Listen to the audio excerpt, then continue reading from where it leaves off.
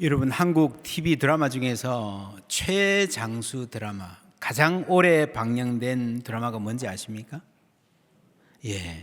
잘 아시네요. 전원일기. 일기라는 말에 보듯이 이 드라마는 대단히 극적인 전개나 반전이 있어서 시청자들을 TV 앞으로 막 불러 모으는 그런 드라마는 아니었습니다. 다음 편에 어떻게 될까 궁금하게 해서 기다리게 하는 내용도 아닙니다. TV 켜면 그냥 나오니까 보고 있었던 그런 드라마가 아니었나. 평범한 사람들의 평범한 하루, 소소한 에피소드로 22년이나 이어졌다는 것이 놀랍습니다. 이 드라마에 나왔던 김수미라는 배우가 작년에 세상을 떠났는데 많은 신문들이 일용엄니라는 타이틀을 뽑았습니다. 끝난 지가 20년도 넘은 드라마의 배역인데 국민들이 아직도 그 이름으로 일용엄니라고 하는 이미지로 기억하고 있던 사실, 이 드라마에 묘한 매력이 있다 말해주는 것 같아요. 당시 함께 출연했던 배우 중 한 사람이 지금 문화부 장관입니다. 스타를 잃었다기보다는 가족을 잃은 것 같다. 아마 국민들도 이 배우가 떠나는 걸 보면서 가족 혹은 우리 마을 사람 한 분을 잃은 것 같다라고 여기는 느낌이에요. 가족, 마을, 무엇입니까? 기억이 쌓여가는 공동체입니다. 서로 다 아는 거예요. 한 마을에 태어나서 아장아장 걸어다니고 유치원 다니고 청소년 시절을 거쳐서 성인이 된, 청년이 된 사람들 서로 다 보면서 기억하면서 성장해 갑니다. 제 어릴 때 참 개구장이었는데 너 이렇게 컸구나. 너희 엄마가 병원에 입원했을 때에 마을 사람들이 안타까워하면서 출입하면서 반찬도 해주고 그랬는데, 너희 아빠 돈 번다고 사우디 갔을 때 우리가 이랬는데 다 알잖아요. 그게 가족이고 마을입니다. 오늘 말씀에서 다윗은 나의 유리함을 주께서 계시하셨사오니 내가 방황하고 쫓겨다니는 것을 카운트하셨다는 거죠.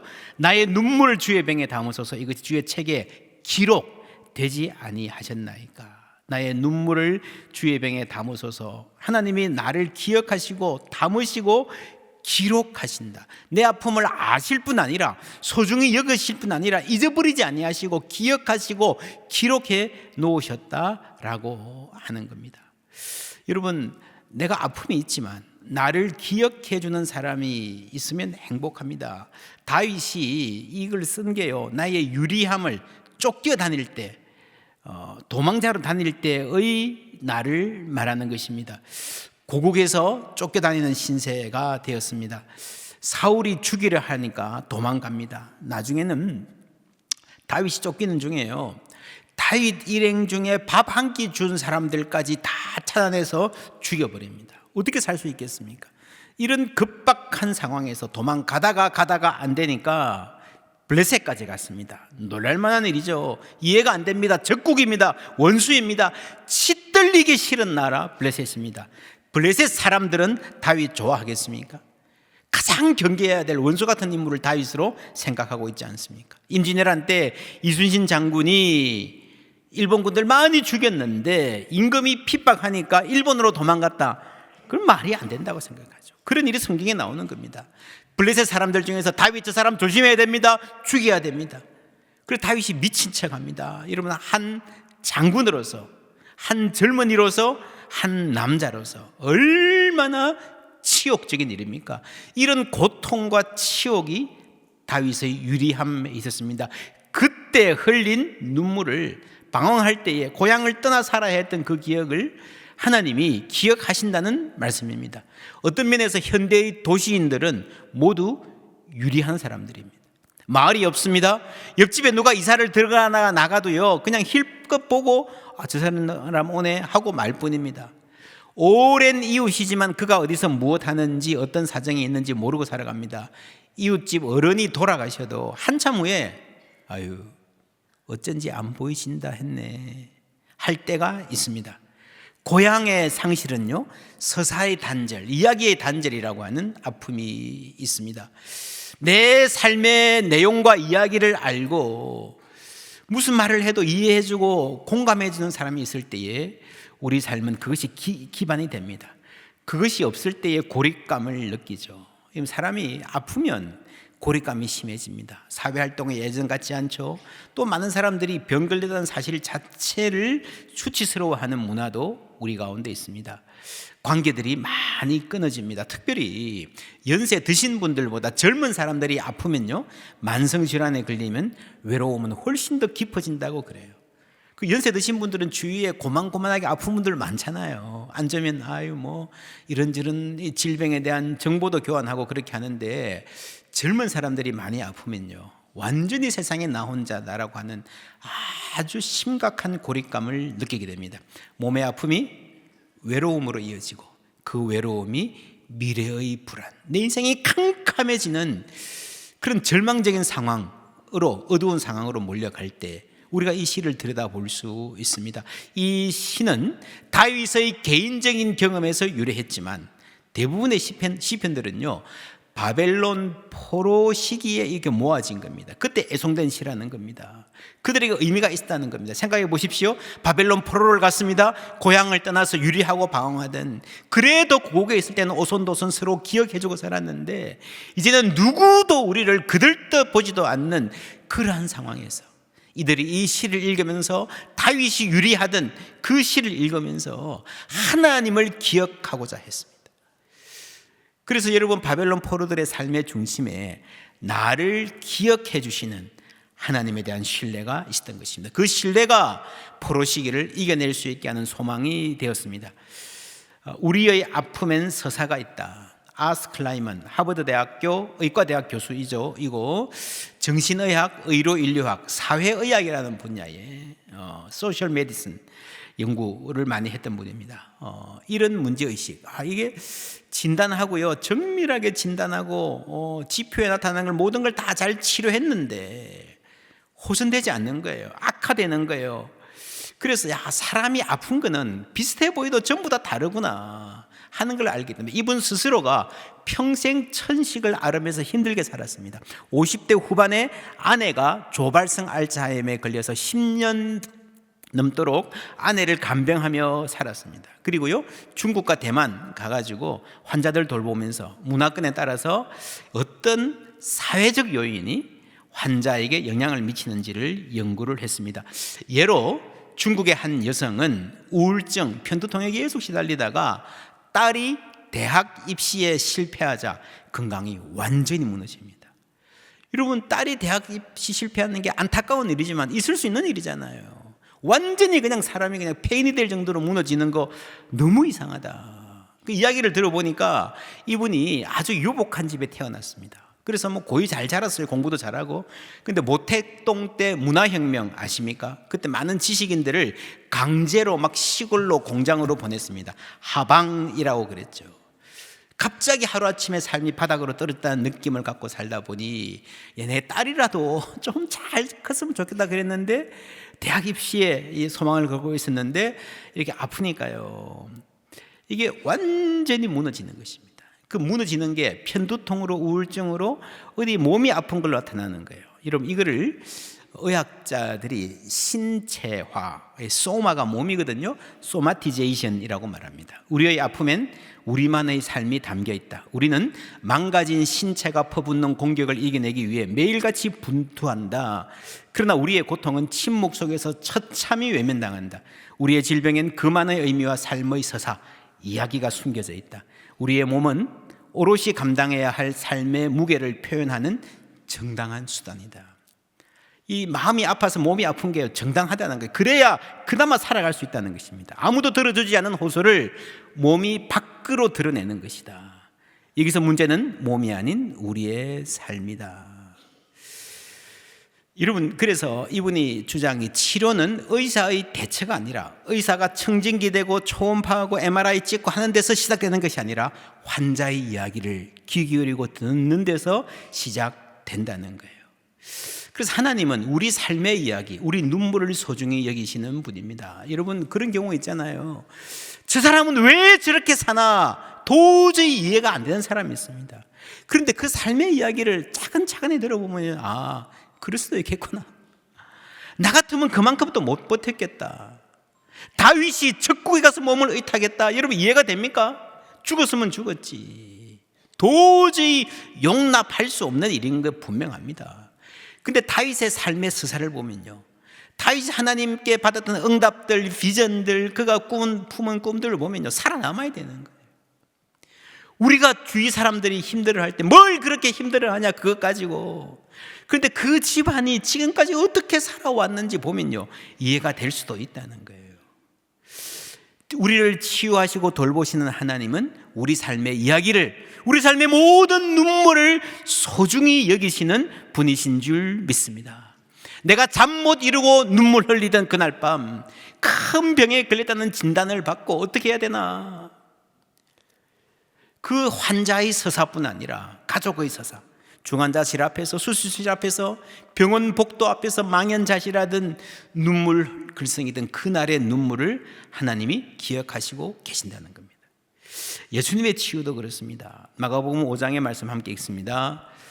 12해를 혈루증으로 앓아온 한 여자가 있어 많은 의사에게 많은 괴로움을 받았고 가진 것도 다 허비하였으되 아무 효험이 없고 도리어 더 중하여졌던 차에 예수의 소문을 듣고 무리 가운데 뛰어 뒤로 와서 그의 옷에 손을 대니, 예수님의 치유 이적을 복음서가 기록하는 방식을 가만히 보면요, 그 증세와 치료 과정만이 아니라 삶 자체에 관심이 있습니다.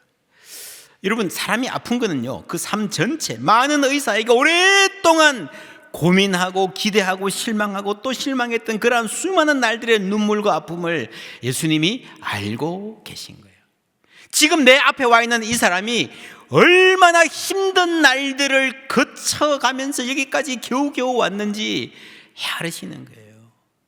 그래서 우리가 가끔씩 치유를 위한 기도할 때, 치유 집회할 때 여러분 아픈데 손 올리십시오 할 경우가 있습니다. 괜찮습니다. 할 수 있어요. 그러나 여러분, 사람이요, 어디가 아프다 해서 아픈데 손 올릴 수 있으면 괜찮은 거예요. 살만한 거예요. 온 몸이 아파요. 때로는 어디가 아픈지, 왜 아픈지, 언제부터 그랬는지 모르는 경우가 많습니다. 다윗도 그랬습니다. 오늘 시편 자세히 살펴보시면 아주 중요한 묵상의 포인트가 많이 있습니다. 특별히 하나님이여 내게 은혜를 베풀소서, 사람이 나를 삼키려고 뭐라고요? 종일 치며 압제하나이다. 짓밟는다는 거예요. 짓밟히며 살았습니다.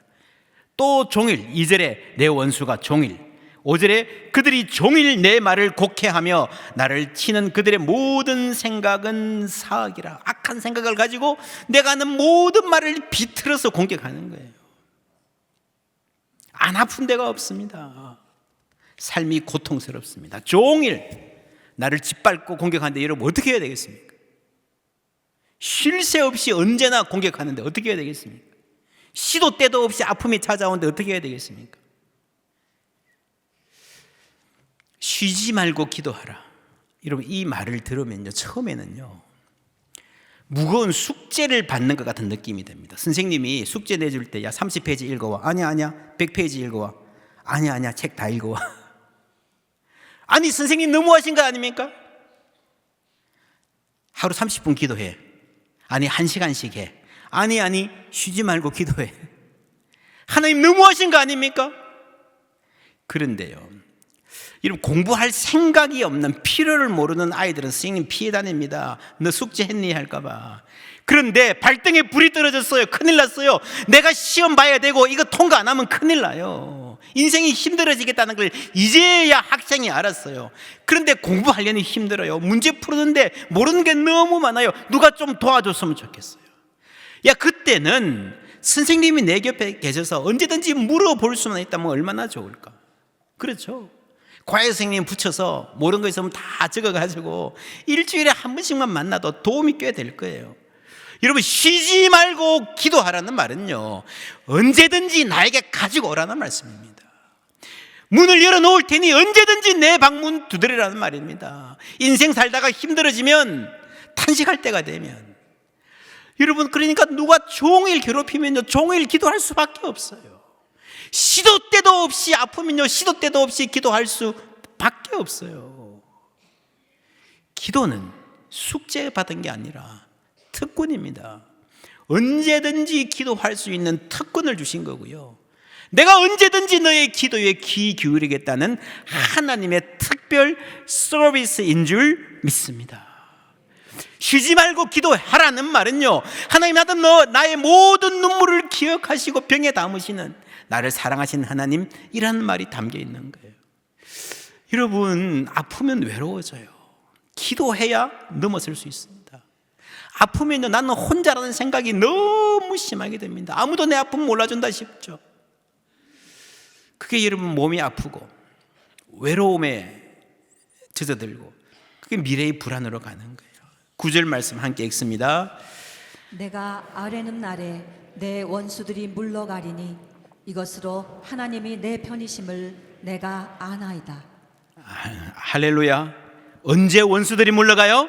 언제 하나님이 내 편이신지 알아요? 내가 아뢰는 날에. 할렐루야. 쉬지 않고 기도하는 우리 모두 되기를 주님의 이름으로 축원합니다. 이번에 나라에 참 어려운 일이 많은데, 특별히 서부 지방 법원에 사람들이 난입해가지고 폭력 사태가 벌어진 것 보고 많은 분들이 걱정합니다. 그 중에 이 라이터 들고 와가지고 불을 지르려고 하다가 잡혀간 남자, 몇 번이나 이 TV에서 보여주던데 나중에 알고 보니까요, 그 사람이 19살이라고 그러더라고요. 깜짝 놀랐습니다. 얼마나 마음이 아픈지. 누가 저 젊은이들을, 저 청소년밖에 안 되는데 저렇게 만들었나. 가면 뭐 징역 살겠죠? 그 인생 누가 책임집니까? 법원에 들어가서 그렇게 난동을 부리는 많은 분들, 물론 여러분 정치적 견해가 다를 수 있고 불만이 있을 수 있습니다. 사법부 불신할 수 있습니다. 그런데 여러분, 그렇게 막 분노해가지고 하는 분들이 그 분노가 어디서 나왔을까? 그 정치적 분노도 분명히 있겠지만 그게 다일까? 그렇지 않은 것 같아요. 본래 그 안에 분노가 있는 거예요. 본래 그 안에 스트레스와 불만이 있는 거예요. 나를 인정해주지 않는 사회에 대해서, 열심히 하는데 잘 풀리지 않는 내 인생에 대해서, 나를 무시하는 친구들, 혹은 나를 정말 부당하게 대우하는 직장 상사일 수도 있고요. 어쩌면 그 중에 많은 이들이 부모에 대한 분노와 불만을 가지고 있을 수 있어요. 분노가 가득 차 있는데 어떤 사건이 터지니까 그게 그쪽으로 그냥 나가는 거 아니겠습니까? 노리나 헐츠라고 하는 학자가 이런 말을 했습니다. 고립의 시대라는 책을 썼는데요, 사회적으로 덜 연결되어 있을수록 고립되어 있다고 느끼고 차이를 적절히 조율하고 서로를 시민답게 협력적으로 대하는 연습이 부족해지며 동료 시민을 좀처럼 신뢰하지 못하고 그 결과 포퓰리스트가 막 선동하는 사람들이 제시하는 배타적이고 분열적인 형태의 공동체의 매력을 느끼게 된다. 간단히 말하면요, 사람들이 외로울수록 정치적 극단주의에 흐를 가능성이 많다는 거죠. 한국 사회가 좌든 우든 자꾸 양극화가 되고 있는 그 중간에 진짜 중요한 문제는요, 사람들이 외롭다는 거죠. 누구도 내 아픔을 몰라준다는 거죠. 그 분노가 쌓여있다는, 한국 사회 지금 분노가 너무 높아져 있습니다. 이거는 정치적으로 해결될 문제가 아닙니다. 어느 쪽이 되든 문제가 있게 돼 있습니다. 그래서 교회가 할 일이 무엇입니까? 이쪽 저쪽 한편에 서서 소리를 높이는 것이 아니라 중심에 서서 하나님의 생명의 말씀을 전하는 것인 줄 믿습니다. 그리고 사람들을 돌보는 거예요. 우리 주위에 살 수 있는 사람들, 1명, 2명, 3명이라도요.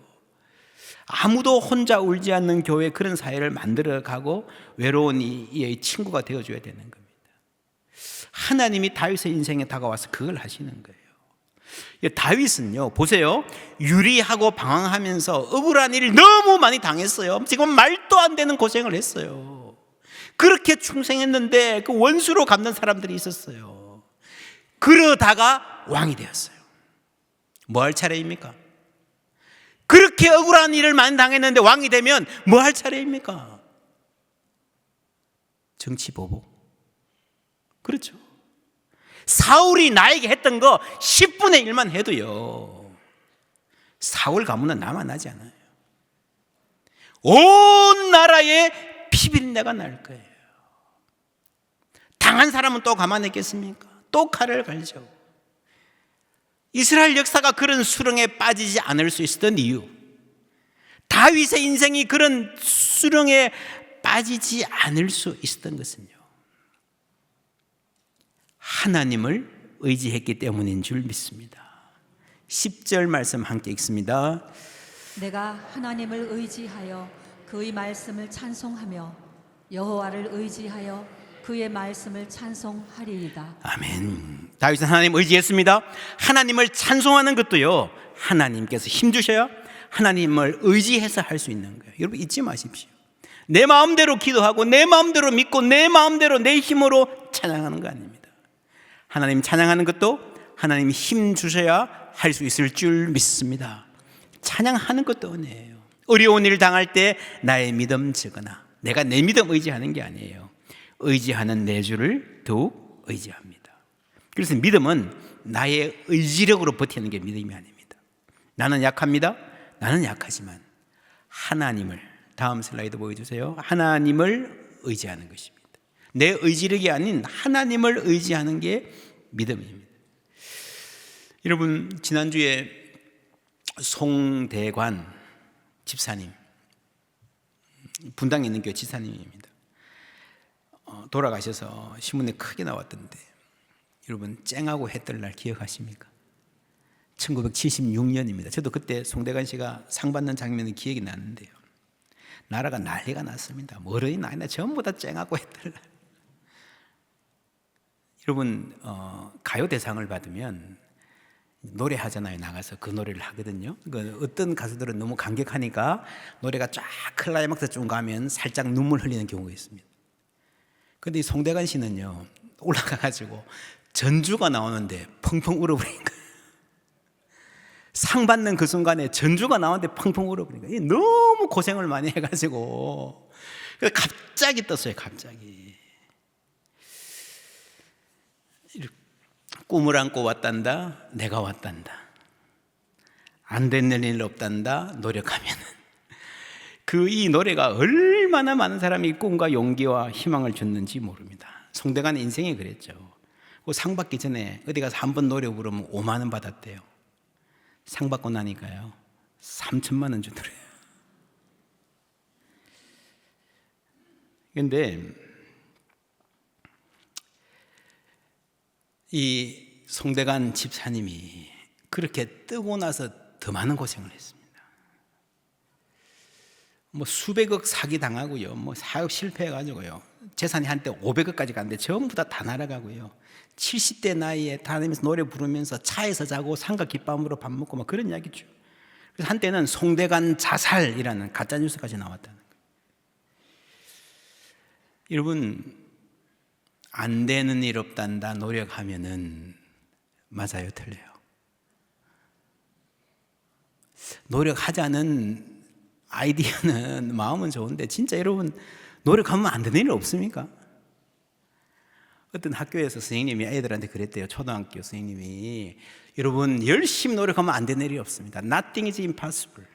그랬는데 아이 하나가 손들어요. 선생님 진짜입니까? 치약을 짜다가 너무 많이 짜버렸어요. 도로 넣으실 수 있어요? 아마 치약 많이 짜서 엄마한테 자꾸 지어받기는 애 같아요. 도로 넣을 수 있습니까? 대답 못 하잖아요. 우리가 하면 된다, 열심을 가지고 내 의지력을 가지고 달려가야 될 때가 있습니다. 그러나 여러분, 안 되는 일 있습니다. 너희 중에 누가 염려함으로 키를 한 자나 더할 수 있느냐? 너희 목숨을 일각이나 더할 수 있느냐? 우리는 골리앗 앞에 당당하게 선 소년 다윗, 그 용기 있는 모습은 좋아하지만 고국에서 쫓겨나 울면서 나의 눈물을 주의 병에 담으소서라고 하는 이 다윗의 시름도 배울 수 있어야 됩니다. 10절 말씀, 한국 성경에는 내가 하나님을 의지하여 라고 되어 있는데 영어 성경에는요 대부분 이렇게 되어 있습니다. In God, 하나님 안에서 내가 하나님의 말씀을 찬양합니다. 사실은 본질적으로 같은 말이에요. In God이 맞는 것 같아요. 하나님 안에서. 무슨 말인가 하면요, 내가 하나님 안에 있다는 거죠.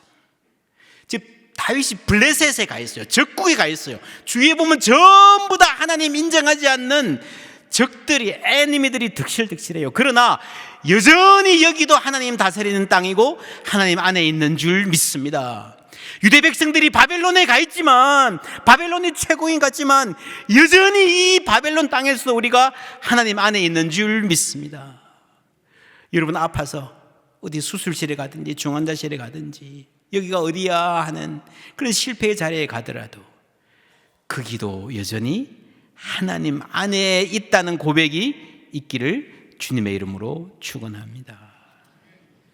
그래서 이 송대관 씨가 뜨기는 안 되는 일 없단다 그걸로 떴지만요, 국민일보 기사를 보니까 그렇더라고요. 이분이 다니면서 간증하면서 최고 많이 부른 노래가 뭔가 하면요, 주 안에 있는 나에게 딴 것이 있으랴.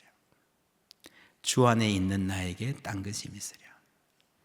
주님 안에 있을 때에 우리의 모든 염려 근심을 주님께서 맡아주신다는 고백입니다. 다윗도 마찬가지입니다. 주님 안에서, 하나님 안에서 그의 말씀을 찬송하리이다. 슬라이드 보여주시면요, 그의 말씀을 찬송하리이다. 이것도 굉장히 독특해요. 하나님을 찬송합니다가 아니라 하나님의 말씀을 찬송합니다라고 아주 구체적으로 말했잖아요. 그냥 막연하게 하나님 찬송한다 그러면요, 이 그냥 위안, 마음의 위안, 눈물 닦아주는 그것만 바랄 수 있습니다. 그러나 여러분, 하나님의 말씀을 찬송할 때 한다 그럴 때 그 안에 하나님의 아주 구체적인 뜻이 그 안에 있는 거예요.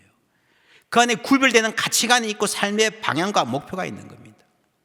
그래서 우리가 하나님 앞에 나와서 하나님의 위로를 구하는 것은 좋은데, 이게 잘못하면요 아기 같은 신앙이 됩니다. 어리광 부리는 신앙, 우쭈쭈 해주는 거죠. 그냥 괜찮아 다독여줘. 그것만이 아니라 하나님의 말씀 안에 우리가 어떻게 살아야 될지 하는 분명한 원리와 하나님의 뜻이 있어요. 그 뜻을 알고 그 뜻을 따라 살아가는 사람이 진정으로 견고한 삶을 살 수 있는 겁니다. 그래서 오늘 시편의 결론이 13절 말씀입니다. 함께 읽습니다.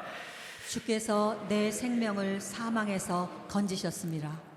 주께서 나로 하나님 앞 생명의 빛에 다니게 하시려고 실족하지 아니하게 하지 아니하셨나이까. 아멘. 생명을 사망에서 그 구렁텅이에서 건져내실 뿐 아니라 생명의 빛에 실족하지 않고 당당하고 담대하게 전진하는 신앙 하나님이 우리에게 주신 줄 믿습니다. 그게 하나님의 뜻이에요. 그 하나님의 뜻을 알고 받아들이고 위로하실 뿐 아니라 우리가 어떻게 살기를 바라시는 하나님의 뜻 안에 우리가 순복할 때, 하나님의 말씀을 찬양할 때에 우리가 내 감정에 따라서 좋았다가 다시 그냥 막 죽겠다 했다가 이런 신앙이 아니라 하나님 안에서 견고한 든든한 신앙으로 살아가게 될 줄 믿습니다. 핵심은 그것입니다. 기억의 기억. 하나님이 나를 기억하고 계십니다. 내 눈물을 다 알고 계십니다. 기록하고 계십니다 하는, 기억하신다는 사실을 기억하는 것입니다. 여러분, 기억할 수 있는 인간의 능력, 기억을 통해서 일어나는 신비한 일들, 이런 말로 다 할 수 없습니다. 한강 작가가 스웨덴 가서 상 받으러 가가지고 했던 연설이 있습니다. 8살 때의 어느 날을 기억합니다.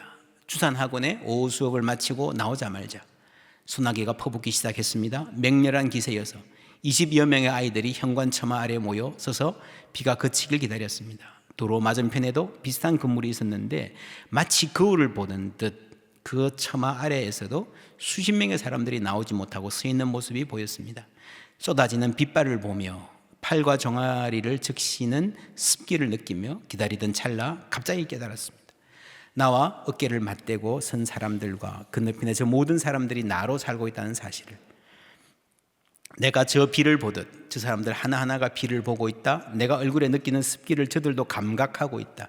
그건 수많은 1인칭들을 경험한 경이의 순간이었습니다. 돌아보면 제가 문학을 읽고 써온 모든 시간 동안 이 경이의 시간을 되풀이해 경험하고 있었던 것 같습니다. 은혜라는 시를 통해 타인의 폐부까지 흘러들어가 내면을 만나는 경험, 내 중요하고 절실한 질문들을 꺼내 그 실에 실어 타인들을 향해 전류처럼 흘려 내보내는 경험.